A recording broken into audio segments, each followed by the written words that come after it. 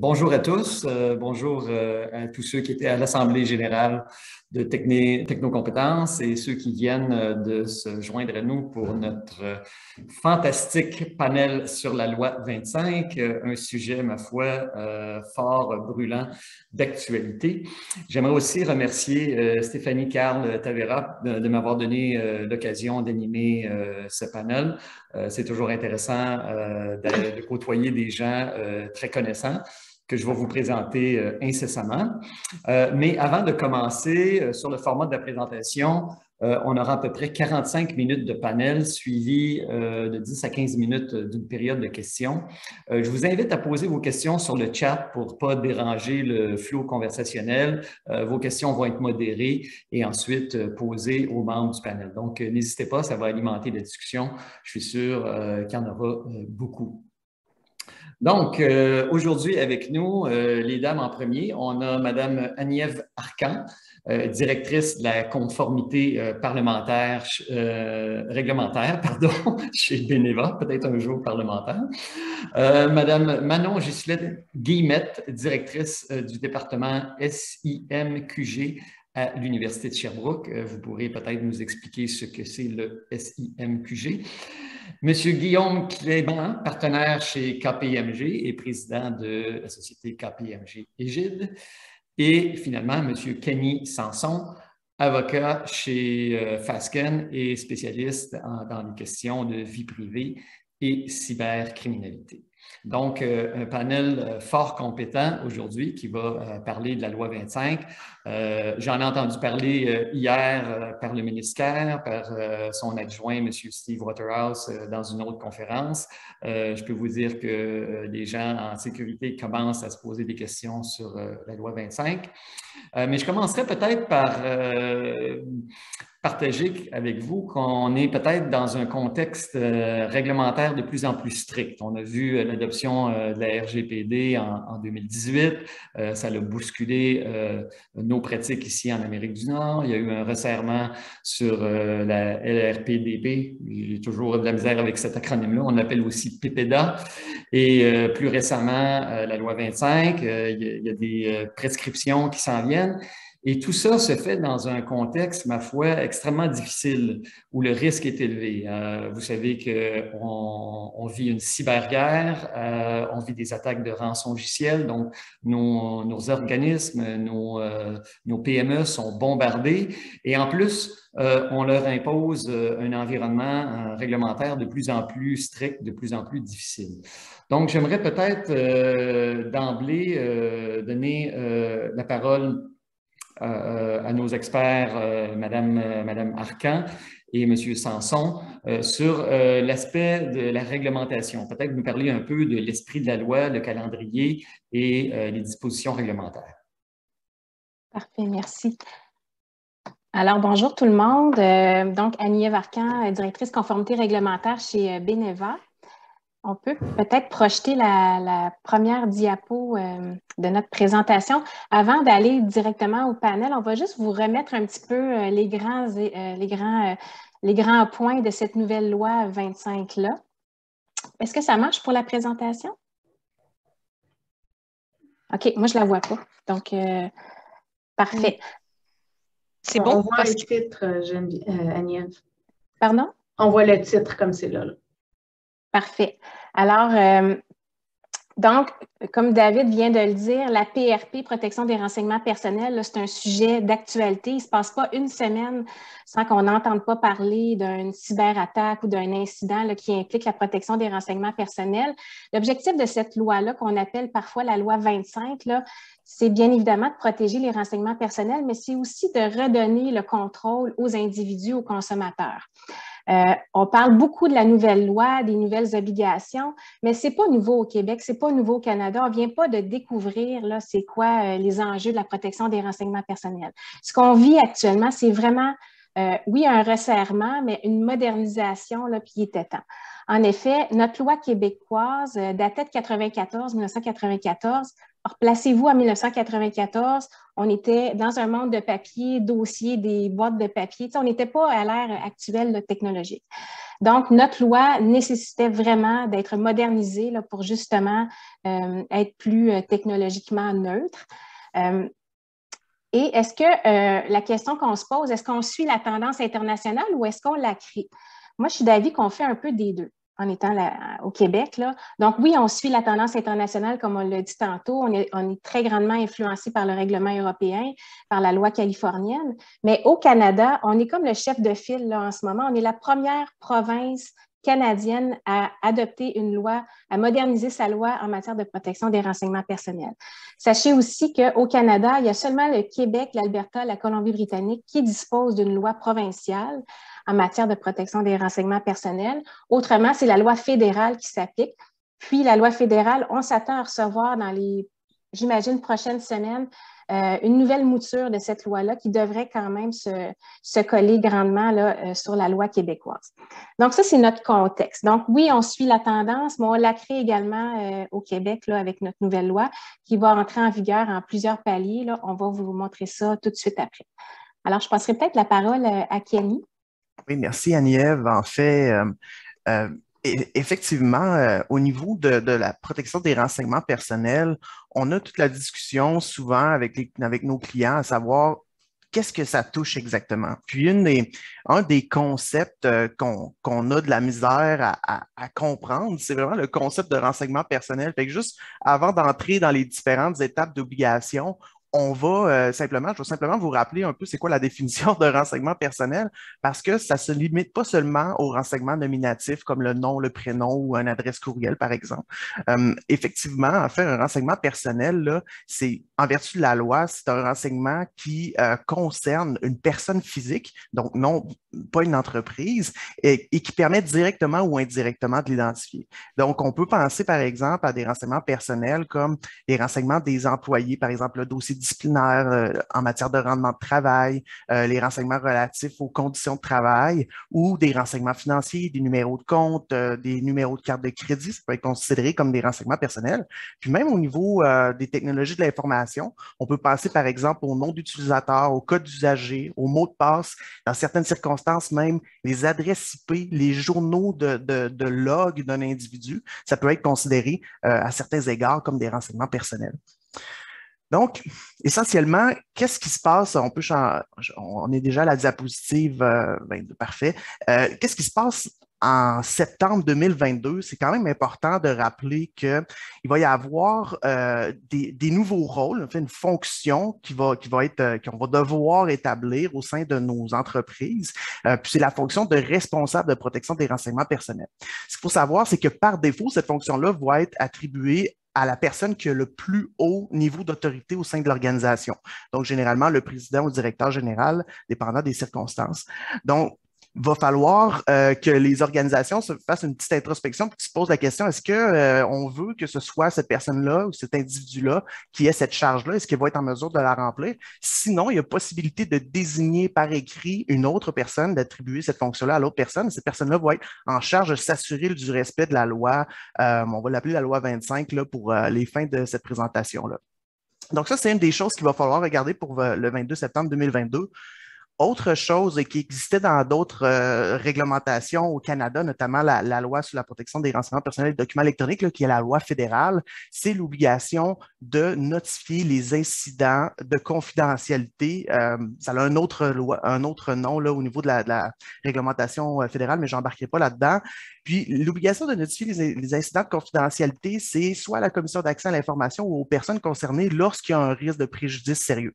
Donc, il va falloir que les entreprises fassent une introspection encore là, à savoir est-ce qu'on a des incidents, comment on fait pour justement les prendre en charge, puis créer aussi également un registre de ce type d'incident-là qui va pouvoir être auditable et vérifiable par la Commission d'accès à l'information. Donc, c'est vraiment important de respecter tous les critères législatifs réglementaires dans l'avenir pour ce type de registre-là.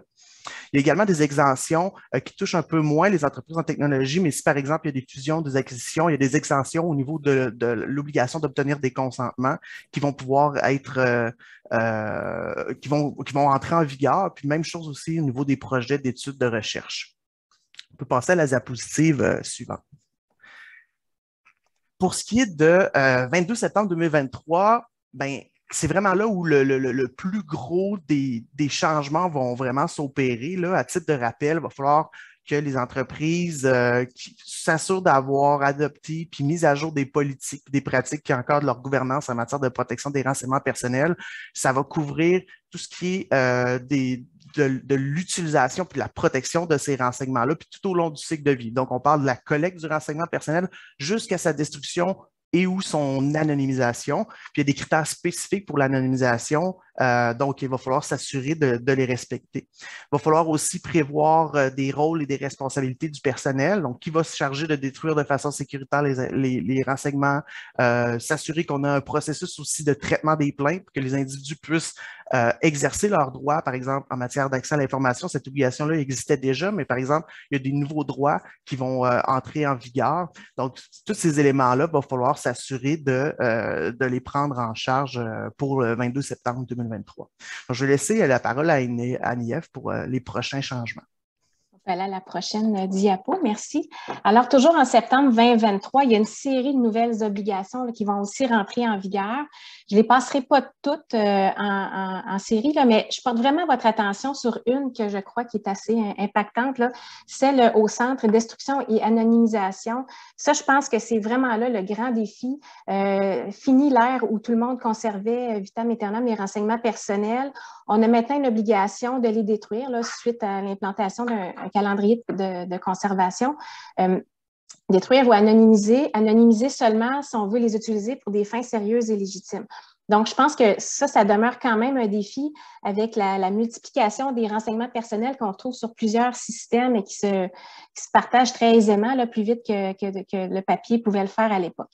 Donc, on a ici donc toutes les obligations, là, puis c'est principalement des obligations qui ont tous un même objectif, soit celui de transparence vis-à-vis les consommateurs. On veut que les gens comprennent puis sachent en fait là, qu'est-ce qui est fait de leur renseignement personnel, puis qu'il y ait un certain contrôle pour pouvoir dire ça je veux pas ou ça je retire mon consentement. Donc, c'est vraiment l'objectif là, qui sous-tend toutes ces nouvelles obligations-là.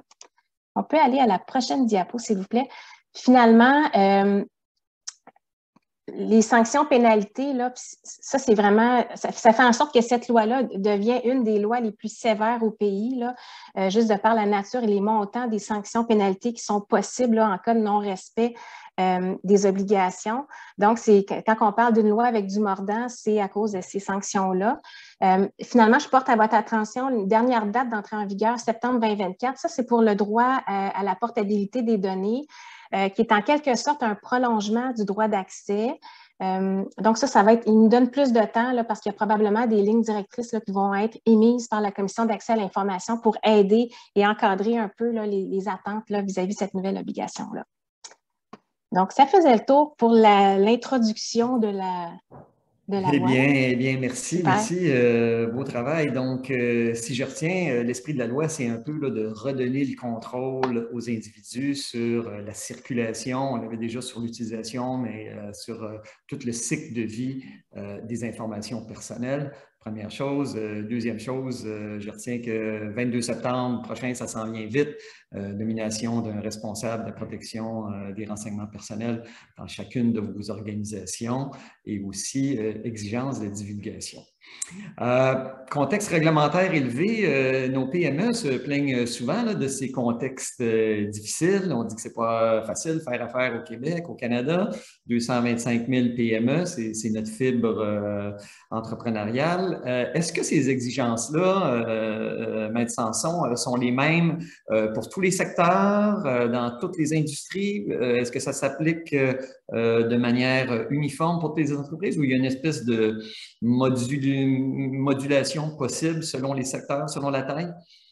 Effectivement, ça s'applique à toutes les entreprises. Donc, c'est quand même quelque chose qui va avoir un certain impact, c'est sûr et certain. Par exemple, ce qu'il faut savoir, c'est que dans certains types d'obligations, on va aller mettre un critère de proportionnalité. Je pense notamment à l'obligation d'effectuer des évaluations de facteurs relatifs à la vie privée, qui est une sorte d'évaluation des risques par rapport à l'individu lorsqu'on a un projet d'acquisition, de développement ou de refonte de système d'information qui touche des renseignements personnels. personnel, ben à ce moment-là, on va dire que c'est proportionné, par exemple, à la sensibilité des renseignements traités, en fait, au volume, la quantité, etc. Donc, tout ça, tu sais, si c'est une petite organisation qui traite un haut volume de données, mais il va quand même falloir qu'elle fasse cette évaluation-là de façon plus exhaustive. Mais par contre, d'un point de vue des plus petites PME qui traitent un moins grand volume de données, ben, à ce moment-là, il va y avoir comme une certaine proportionnalité qui va s'exercer. Mais effectivement, ça s'applique à l'ensemble, sans discrimination là, des entreprises. À ce moment-là, M. Clément, pensez-vous qu'il y a des opportunités d'affaires dont on va voir le jour pour nos entreprises au Québec pour assister, pour appuyer tout ce bassin d'entreprises-là qui vont avoir besoin d'être alignés sur la loi 25? Certainement, c'est sûr pour les firmes de consultation, il y a une opportunité, mais je pense qu'il y a une opportunité aussi pour toutes les entreprises. Tantôt, Annie-Ève mentionnait qu'on est un peu des early adopters là, au niveau canadien, même en Amérique du Nord. Fait que je pense que la sécurité, le data reste l'actif le plus important pour les organisations, ou la plupart des organisations, en garantissant quand même un niveau de sécurité et un cadre. Je pense que ça permet des opportunités d'affaires à des entreprises qui se prévaloient de ça, puis utilisent le marketing à bon escient aussi pour valoriser ce cadre-là. Fait que je pense qu'il y a une opportunité en tous les sens, puis je peux comprendre aussi que ça va être un fardeau pour certaines entreprises, mais c'est pour le mieux. C'est pour le mieux. Puis, comme ça l'a été pour la loi anti-pourriel, il y avait des dents, mais il y a eu une période d'adaptation. Puis finalement, les environnements réglementaires ont été, on va dire, compréhensifs au début. Là, et ils n'ont pas sorti le canon. J'aimerais peut-être qu'on passe à la deuxième partie, deuxième volet de notre présentation, qui est peut-être la gestion du changement. Comment ça va se passer effectivement dans les entreprises? Je pense que Mme Guillemette, c'est votre domaine de spécialité.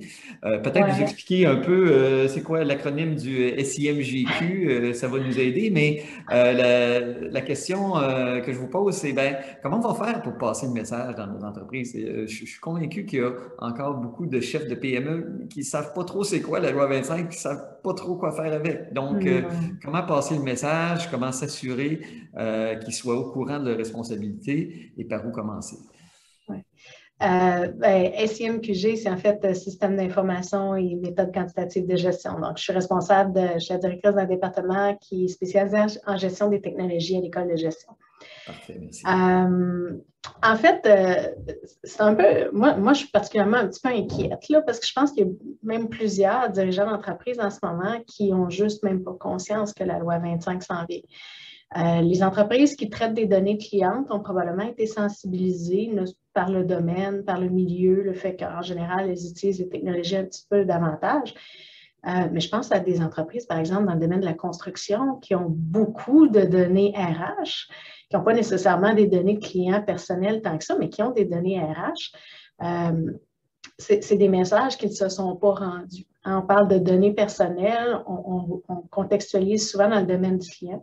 Fait qu'il va y avoir un effort de sensibilisation extrêmement important à faire, puis je ne pense pas qu'il va nécessairement venir par les gouvernements. En fait, moi, je pense que ça va devoir être l'industrie des technologies, surtout l'industrie qui va un peu plus en consultation et qui travaille avec ces entreprises-là, qui va avoir à les sensibiliser puis à leur dire, écoutez, ça s'en vient. Donc, nos entreprises en TI ont un rôle d'évangélisation, d'éducation là-dessus. Oui, je pense qu'il va absolument falloir qu'on le prenne, ce rôle-là, parce que sinon, l'information ne se diffusera pas.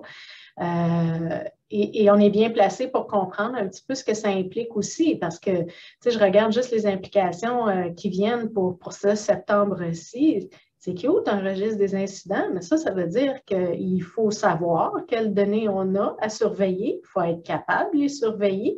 Donc, il faut avoir mis en place un certain nombre de mécanismes. Et ces mécanismes-là sont essentiellement technologiques. Donc, je pense que ça va passer par l'industrie des technologies pour mettre en place cette loi-là. dans les grandes entreprises qui sont organisées. Vous avez mis le doigt sur quelque chose d'absolument fondamental, selon moi, c'est qu'on a tous des données personnelles, ne serait-ce que les données RH, donc ça touche tout le monde ici autour de la table. Donc, on ne peut pas dire, ah ouais, ben moi, je vends des souris, j'ai pas de données personnelles, mais au minimum, il y a toujours une base de données RH qui peut être plus ou moins bien protégée, chiffrée, quoi que ce soit. Donc, c'est assez safe de dire que ça touche, au fond, toutes les entreprises. Absolument. Absolument. Puis ce message-là, je pense qu'il est crucial. Tu sais, quand on parle de gestion de changement, la sensibilisation sur l'importance et je ne sais pas comment le formuler élégamment, mais ça ne sera pas simple là, à mettre en place. Et ça aussi, ça fait partie du message de sensibilisation. Ce n'est pas juste des formulaires avec des grilles à cocher, ce n'est pas seulement un petit fichier Excel avec 8 colonnes, puis on écrit dedans les incidents. C'est pas ça que ça veut dire. C'est pas mal plus compliqué que ce qu'on anticipe. Et ça, c'est la première étape en gestion de changement. Là. Et comment on va faire pour changer la culture d'entreprise, pour inculquer ça? Puis j'invite tout le monde au panel de se lancer parce qu'on parle vraiment d'un changement de paradigme là, dans nos entreprises. Là. On n'est pas habitué à ça. On l'a vu peut-être avec le RGPD, mais encore là, ça n'a pas touché tout le monde. Ouais. Comment on va faire ça? Bien, j'ai peut-être un début de réponse parce que nous, on le vit, Beneva Assureur, c'est sûr que les renseignements personnels, c'est notre matière première.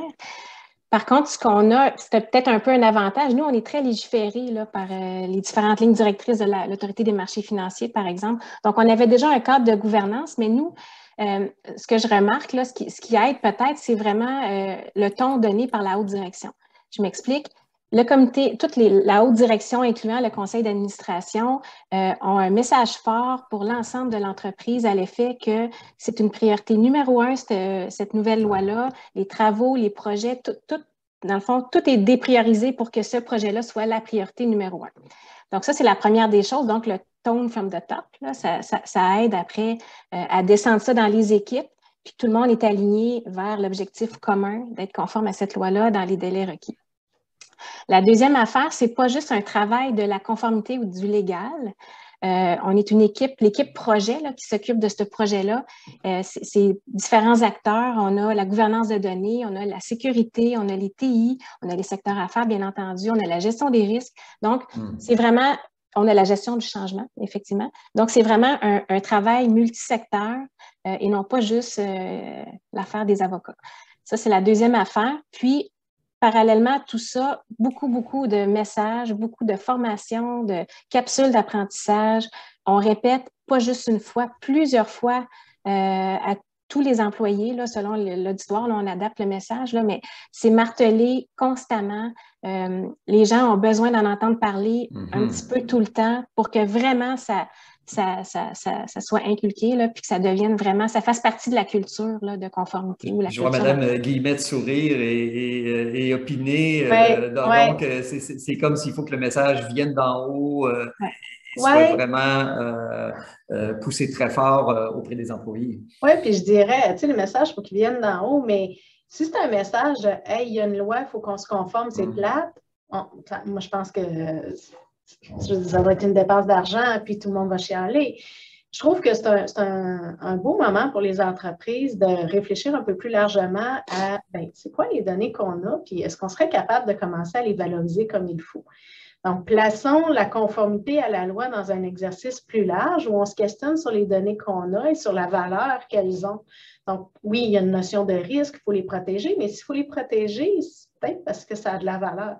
Et je pense que si on transforme le message en un message un petit peu plus comme celui-là, déjà, ça aide à avoir une perception un petit peu plus positive de ces changements-là qui vont être mis en place. Bien, merci parce que vous m'amenez exactement où je vais aller au niveau de la toxicité des données, mais je vois M. Clément qui veut intervenir. Non, mais je vais revenir après. J'aurai une autre occasion. OK, bon, alors, n'hésite pas à partager ton point. Alors, bon, bonne question que cette idée-là de, tu sais, est-ce que nos informations, est-ce qu'on en ramasse assez, trop? On a vu le cas de Tim Horton récemment qui faisait un tracking jusqu'à vos coordonnées GPS très exactes de où dort le téléphone. Alors, si c'est pas des données personnelles, ça, je me demande bien ce que c'est.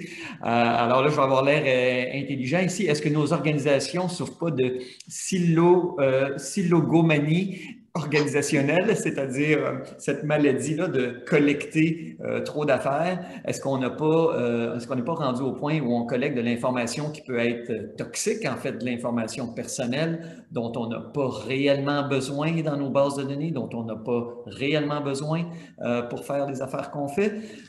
Monsieur Clément, peut-être qu'avec votre expérience en sécurité dans les organisations, vous avez une opinion là-dessus? Ben, je peux vous confirmer, en fait, je suis pas mal sûr qu'Annie-Ève va pouvoir se prononcer aussi, mais je peux vous dire que lorsqu'on fait des interventions, soit dans le cas d'incidents, où on fait des interventions d'évaluation de l'état des lieux, justement par rapport à la loi 25, on va dresser un inventaire des données de façon un peu plus... en fait, quand on va faire des balayages de l'organisation, on va aller récupérer des données. Je peux vous confirmer que dans la donnée, en tout cas du moins non structurée, là, donc dans les fameux fichiers, on retrouve énormément de données partout, sur les postes de travail, dans les lecteurs type OneDrive, sur les serveurs de fichiers. Puis là, on retrouve la donnée que le client ne savait même pas qu'il avait. Fait que là, en partant, on peut régler le dossier en voulant dire oui, on a trop de données. En fait, même pas qu'on a trop de données de façon délibérée. C'est qu'on a beaucoup de données qui traînent à gauche, à droite, qu'on n'a pas de besoin ou qu'on ne savait même plus qu'on avait. C'est ça qui est dangereux aussi. En fait, c'est la donnée qui traîne parce que je veux juste, le petit point que je voulais donner, tu sais, où on parle du RGPD, le GDPR, qui a vu le jour il y a quelques années, mais je pense que là, aujourd'hui, ça prend tout son sens avec les récentes vagues de cyberattaques qu'on a vécues où il y a pratiquement systématiquement l'exfiltration de données, OK, dans chaque attaque de type cyberextorsion. Tout ça prend son sens parce que lorsqu'on fait des investigations, la plupart du temps, il y avait la donnée personnelle dans les données exfiltrées. On retrouve, par exemple, des fois des photos de passeport parce que l'adjointe a réservé un billet d'avion. C'est pas juste la donnée, des fois qu'on pense, OK, employé classique ou client classique. Il y a des données personnelles sous toutes ces formes. Puis, on se retrouve avec plein de patates chaudes sans le savoir. Fait que, mais voilà. Mais oui, en général, l'organisation, de façon même délibérée, stocke beaucoup de données, énormément de données. Puis je pense que maintenant, c'est une gestion de business case puis de gestion de risque. Puis on a-tu besoin, même nous, chez KPMG, évidemment, on doit qu'on conserve énormément de rapports et de données pour toutes sortes de raisons. On se pose des questions présentement à l'interne à savoir, OK, qu'est-ce qu'on fait avec tout ça? T'sais? Fait que c'est peut-être le temps pour nos entreprises de se poser la question, comme dirait M. McSween, en as-tu vraiment besoin? Exactement. Vraiment besoin de cette donnée-là parce que ça pourrait être celle qui va vous faire souffrir éventuellement. Bon, ben, excellent. Est-ce qu'on a des outils pour gérer ça? Est-ce qu'on a des techniques? Qui va nous aider? Et aussi, comment savoir quand ça va être le temps d'appeler à l'aide, d'appeler son conseiller juridique ou d'appeler un consultant externe? Pouvez-vous nous orienter un petit peu là-dessus?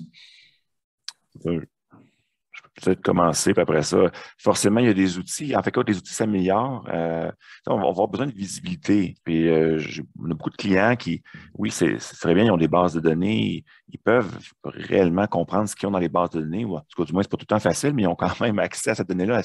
On sait où elle est, c'est des données structurées qu'on appelle.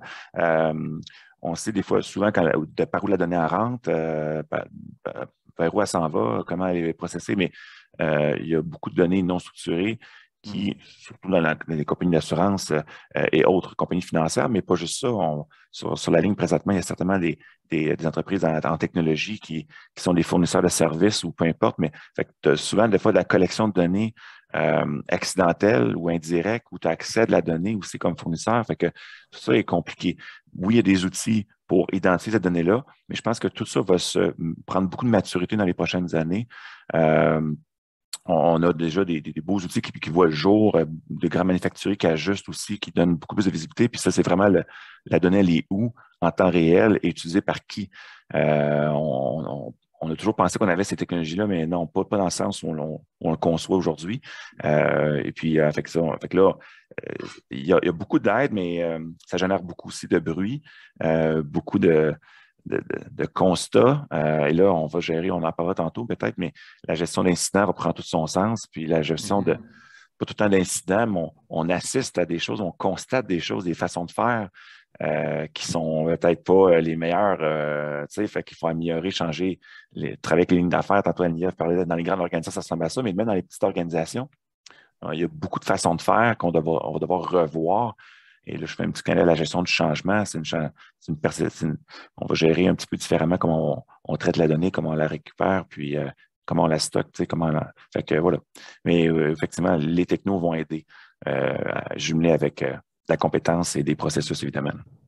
Donc, Mme Guillemette, ça va peut-être être une occasion pour nos entreprises de hausser le niveau, d'adopter un ensemble de meilleures pratiques en gestion d'incidents, peu importe c'est quoi l'incident, surtout en cyber, mais ailleurs aussi. Ça va n'être que positif pour nos entreprises.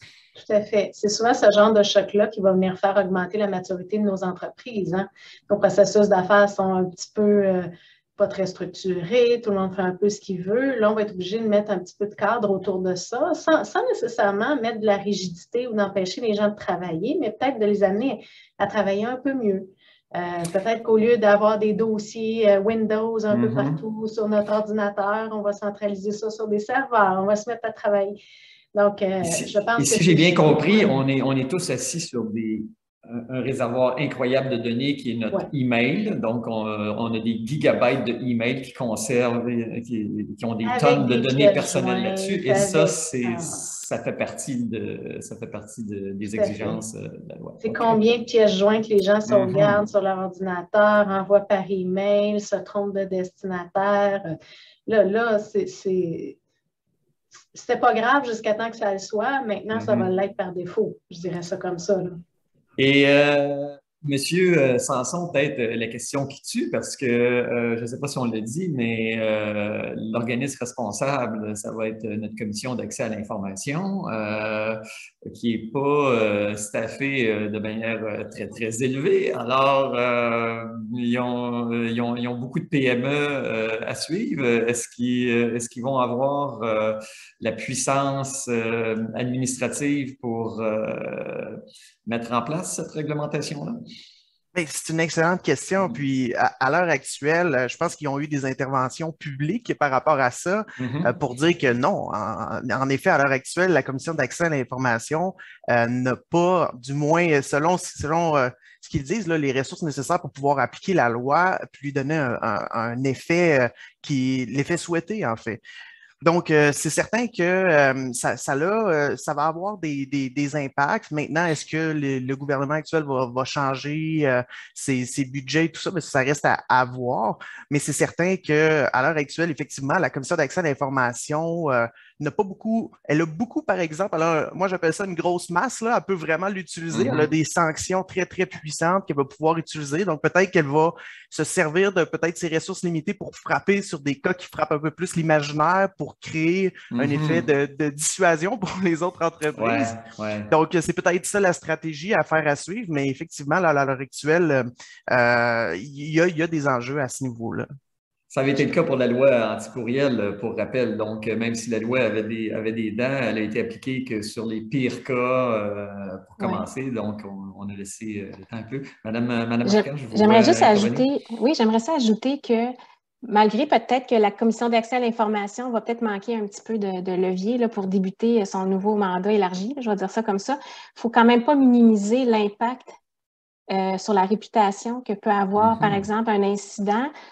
Tu sais, je le dis souvent, là, la population, des fois, c'est comme un tribunal à part, c'est un tribunal parallèle, je vais dire ça comme ça. Donc, ça peut être quand même assez préjudiciable là, pour une entreprise. Fait qu'il faut regarder tout ça.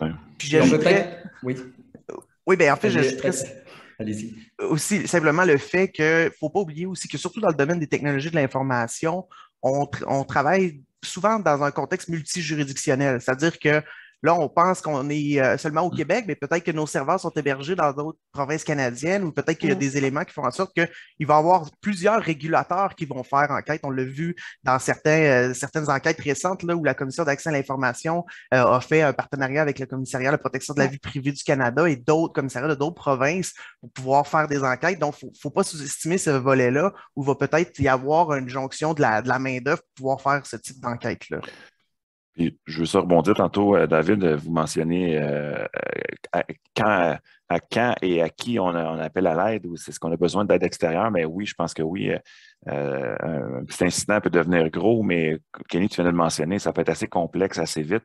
Il va falloir enquêter aussi souvent qu'est-ce qui est arrivé, qui a accès à quoi, pourquoi, qui.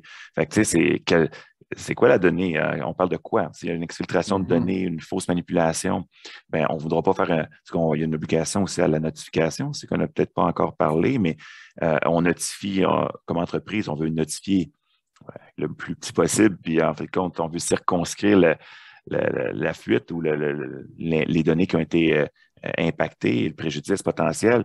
Ben, si on n'a pas cette visibilité-là, on va devoir notifier peut-être un petit peu plus large. Ouais.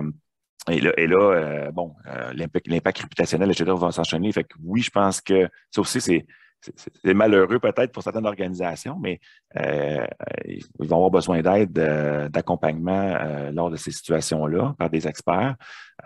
Et effectivement, aussitôt que tu sors de la juridiction du Québec, ça peut devenir extrêmement complexe. Là, on l'a vécu, nous autres, à maintes reprises dans les dernières années.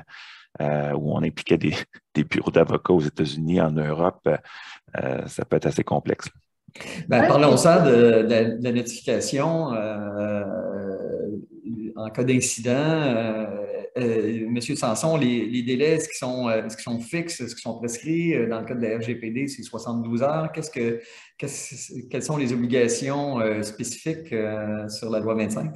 Bien, au Québec, on parle de notification lorsqu'il y a un préjudice sérieux avec diligence. Donc, on parle d'une notion de diligence. L'objectif derrière tout ça, c'est de permettre à l'organisation, puis Guillaume en parlait tout à l'heure, de collecter l'information nécessaire pour pouvoir faire une notification qui fait du sens. Parce que effectivement, là, des fois, quand il y a un incident, on ne sait pas exactement l'ampleur de cet incident-là. Donc, ça peut faire en sorte qu'on se retrouve dans une situation où on a un deadline de notification, mais qui ne fait pas de sens, qui ne permet pas nécessairement à la personne de se défendre si elle ne sait même pas si elle est vraiment véritablement touchée. Puis ça crée plus d'anxiété que d'autres choses. Donc, le délai dans la loi 25, il n'est pas fixe, c'est vraiment une notion de diligence. Donc, il faut être en mesure de démontrer qu'on a pris les actions nécessaires pour circonscrire, mais aussi bien comprendre la nature. Okay. Donc, on a voulu laisser une certaine marge de manœuvre aux entreprises pour gérer leurs incidents. Exactement. Madame Guillemette, je vous voyais l'intention d'intervenir. Oui, puis je peux continuer avec l'idée des notifications. En fait, un des messages peut-être importants à passer aux gens qui sont ici chez Technocompétences, qui sont impliqués, c'est les entreprises technologiques qui traitent des données de clients, qui font du développement pour des clients, vont aussi avoir à mettre en place des processus pour suivre ça. Et pour avoir travaillé quand même souvent avec des firmes de consultation, d'habitude, on est les derniers à s'occuper de nous-mêmes dans les firmes de consultation, parce qu'on s'occupe de nos clients, nos ressources rapportent des revenus quand on les place à l'extérieur et qu'ils travaillent pour d'autres.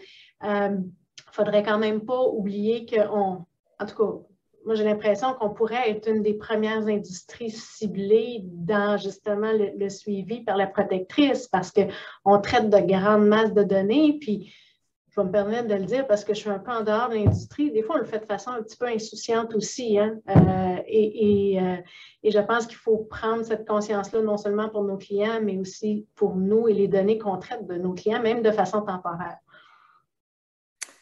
Parfait. Écoutez, le temps file, la discussion va bon train, mais je me voudrais de ne pas aborder un autre sujet extrêmement hot ces temps-ci, celui de l'intelligence artificielle, du big data. On entend partout data is the new gold. Nous-mêmes, ici chez Hornet Security, on a utilisé des systèmes de machine learning. On se base sur la donnée pour faire des systèmes d'apprentissage automatique, et des systèmes de rétroaction. Est-ce que ça veut dire qu'on ne pourra plus utiliser ces données-là, la donnée personnelle, pour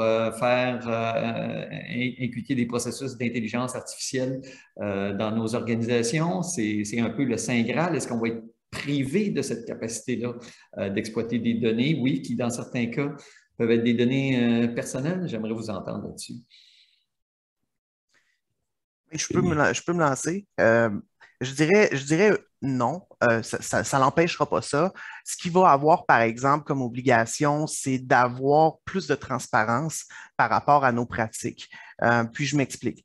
Par exemple, si les données qu'on utilise par exemple, pour bâtir des algorithmes qui fait du traitement automatisé, ça c'est une des dispositions de la loi, il faut être en mesure d'expliquer c'est quoi les paramètres qui mènent à la décision automatisée. Donc, si on a un algorithme de machine learning, c'est un black box qu'on n'est pas capable d'expliquer, là, il peut y avoir des enjeux. Mais sinon, si on est capable d'expliquer, si c'est relié à la prestation de service, si on a mis en place les mesures de sécurité, on a dépersonnalisé la donnée parce qu'on n'avait pas besoin qu'elle soit des renseignements nominatifs, puis on a limité le plus possible, effectivement, on va quand même être en mesure de pouvoir utiliser cette donnée-là pour pouvoir travailler dans un contexte d'intelligence artificielle, à mon avis. Donc, si je vous suis, on pourrait, par exemple, utiliser la donnée personnelle avec des informations personnelles pour une génération d'algorithmes, mais se débarrasser de la donnée une fois que l'apprentissage est fait, et on serait correct. Il faudrait, sous certains paramètres et tout dépendant du type de manipulation qu'on cherche à faire, effectivement, oui, il y a quand même une certaine latitude qui est permise avec la loi. La loi, l'objectif, c'est pas de freiner l'innovation, c'est simplement d'innover de façon, moi je dis, intelligente et en respect à la vie privée. Il ne faut pas oublier également qu'il n'y a pas juste la protection de la vie privée, il y a aussi toutes les questions qui sont liées à la discrimination, la charte des droits et libertés, tout ça qu'il va falloir tenir compte, mais ça, c'est déjà en vigueur à l'heure actuelle, donc on doit s'y conformer. Ouais, bon, ouais. Oui, M. Clément. Non, mais c'est parce que je pense qu'il faut éviter l'abus, c'est ça un peu l'objectif. Tout ce qui est profilage, quand tu crées du vin avec de l'eau, là, des fois, là, ça commence à être. Il faut éviter l'abus. Je pense que des fois, c'est évident. Là. Ceux qui manipulent ces données-là le savent très bien ce qu'ils font. Là. Et puis, voilà. Puis, des fois, c'est dans la chaîne alimentaire, la donnée apporte une place. Il y a eu un certain consentement. J'avais une discussion avec Kenny l'autre jour à propos de ça.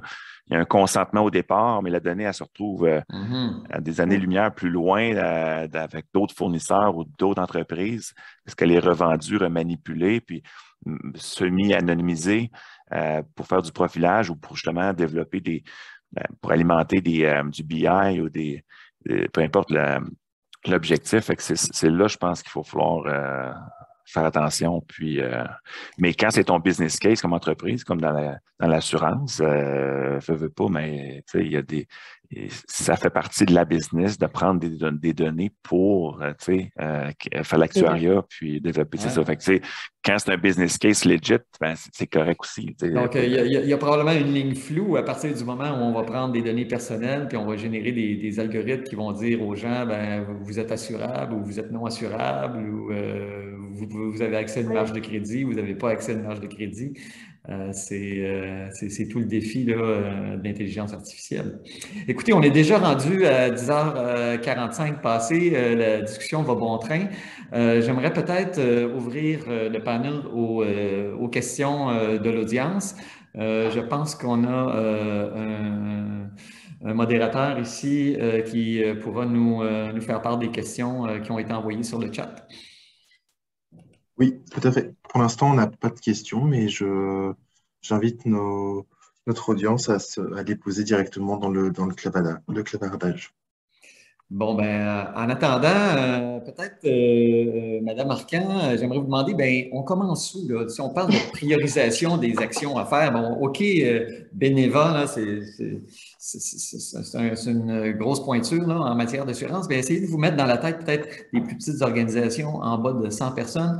Vous leur diriez de commencer où cette grande aventure de la conformité? Tout passe, selon moi, par l'organisation, la priorisation. Nous, ce qu'on avait fait pour débuter, puis je pense que c'est une recette qui peut être appliquée partout, là, peu importe la grosseur, on a fait un inventaire de nos pratiques, là, un état des lieux. On est allé avec des questions bien spécifiques reliées aux nouvelles obligations. On est allé se dresser un portrait. Bien, voici notre état actuel. Par après, on a fait des recommandations en lien avec l'état actuel. Puis après ça, là, on embarque, on est actuellement dans la phase d'analyse, puis après ça viendra la phase d'implantation. Mais tout ça dans un processus très organisé, là, sous forme de projet. Là. C'est sûr que nous, on est un peu plus gros, mais je pense que ça se transpose là, facilement dans les plus petites entreprises. Puis comme je le disais tantôt, pas juste les avocats là, qui gèrent ça, là, c'est vraiment de tous les secteurs là, afin que tout le monde amène son expertise là, dans la gestion de ce gros projet-là. Puis c'est de prioriser aussi, de voir un peu sont où vos principaux risques, là, puis peut-être débuter là, par ces éléments-là, puis aller après ça avec les autres éléments là, qui sont à risque modéré et à risque faible. Mais il faut comme se lancer puis y aller, là, parce que si tu regardes ça à la vue complète, c'est sûr, ça donne le vertige, là, mais... Mais peut-être qu'on va voir des meilleures pratiques aussi. Peut-être qu'on va voir aussi au fur et à mesure que de plus petites entreprises vont passer à travers ce processus-là, vont partager leur expérience. Je suis sûr qu'on va voir des ateliers de la part des firmes de conseil en gestion, des conseillers légaux, etc. Alors, je vois une question ici. On nous demande s'il y a un délai qui est prévu pour la mise en place dans les entreprises. Je pense que je connais la réponse, mais je vais peut-être laisser Maître Sanson adresser cette question-là. C'est l'autre question là, oui. En fait, il y a 3 délais. Le premier, c'est le 22 septembre 2022. Donc, l'obligation, justement, de s'assurer qu'on a un processus de notification des incidents de confidentialité, la désignation d'un responsable de la protection des renseignements personnels. Le 22 septembre 2023, c'est là où la majeure partie des obligations de la loi entre en vigueur. Donc, il faut être conforme à ces obligations-là à cette date-là. Puis, il y a le 22 septembre 2024, comme Annie-Ève expliquait, là, au niveau de la portabilité. Donc, se rappeler 22 septembre 2022, 2023, 2024, avec une mise en application progressive. Donc, les délais sont déjà prévus dans la loi. Une question de Sylvain Parent, qui voulait savoir si vous aviez une définition d'une donnée sensible ou s'il existe une définition officielle d'une donnée sensible. La loi vient donner des paramètres sur qu'est-ce que pourrait être une donnée sensible. On dit que, notamment, si la donnée, de par sa nature qui est médicale, biométrique ou autrement intime, en fonction du contexte de son utilisation sur la communication, ça suscite un haut degré d'attente un haut degré de vie privée. Et donc, si l'individu, par exemple, un numéro d'assurance sociale, vous donnez un exemple, si ça a un haut caractère intime, on considérait comme une donnée sensible. Donc, voyez-vous que le critère n'est pas super simple là, à interpréter. Puis, effectivement, il va y avoir des précisions. Puis, si je ne me trompe pas, il y en a déjà eu là, sur la question de la donnée sensible. Il y a peut-être aussi le site, le commissaire à la vie privée du Canada est un petit peu plus actif là, que notre commission d'accès à l'information. On peut aussi se référer là, à ce que les décisions qui ont été rendues là, à ce niveau-là, il en traite là, de la donnée sensible. Des fois, on n'utilise pas nécessairement l'expression donnée sensible, mais renseignement personnel, et ça, c'est très clairement défini pareil dans les lois. Là. Donc, les gens peuvent commencer déjà avec ça, puis après ça, décider du caractère sensible. Ça évolue aussi avec ce qui était un renseignement peut-être personnel en 95. Aujourd'hui, il y a tellement de choses. On parlait des avatars, je pense, là, récemment. Bon, je vois loin, là, mais une habitude de consommation. Il y a aussi, je vais au centre d'achat, Place Sainte-Foy, c'est une chose, mais je vais dans un sex shop, puis fait que quand ça peut causer préjudice réputationnel. Fait que tout n'est pas non plus clair, là. Fait que ça peut être peut devenir sensible. Quelque chose qui est bénin peut devenir sensible. Oui, c'est ça. Exact.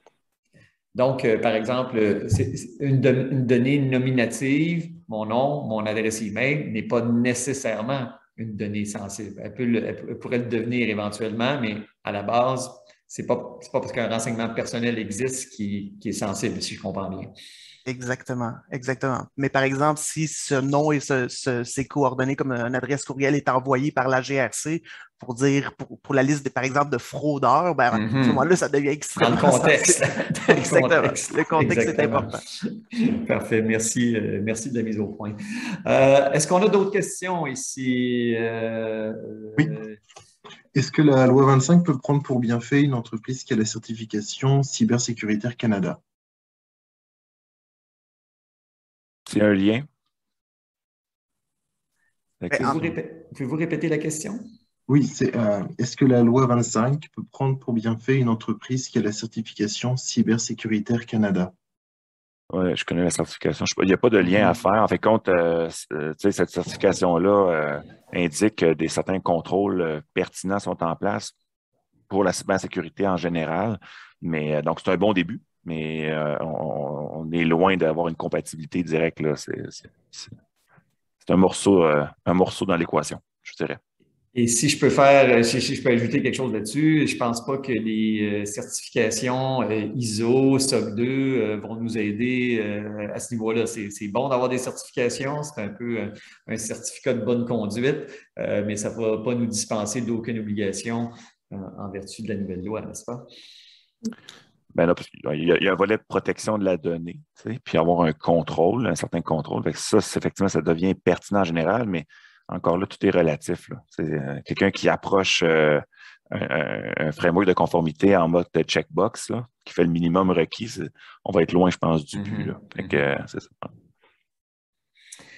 Excellent. Alors, écoutez, s'il n'y a pas d'autres questions, je pense qu'il me reste tous à vous remercier d'avoir participé à ce panel, ma foi, très éclairant. Il y a beaucoup de chemin à parcourir sur la voie les voies ensoleillées de la conformité. Alors, je nous souhaite tous un bon chemin là-dedans parce que je pense que nous sommes tous concernés. Renseignez-vous. Fasken a publié un beau petit aide-mémoire là-dessus. Je pense qu'il va y avoir de plus en plus de documents qui vont circuler. On va sûrement avoir aussi des ateliers. Donc, c'est la responsabilité de tous les chefs d'entreprise de prendre les choses en main et d'avoir une approche un peu top-down, d'envoyer le bon message partout. Alors, merci mesdames, merci messieurs d'avoir participé à ce panel et merci aux gens de Technocompétences de l'avoir organisé si bien. Alors, je vous remercie encore et je vous souhaite une excellente fin de journée. Merci tout le monde. Merci.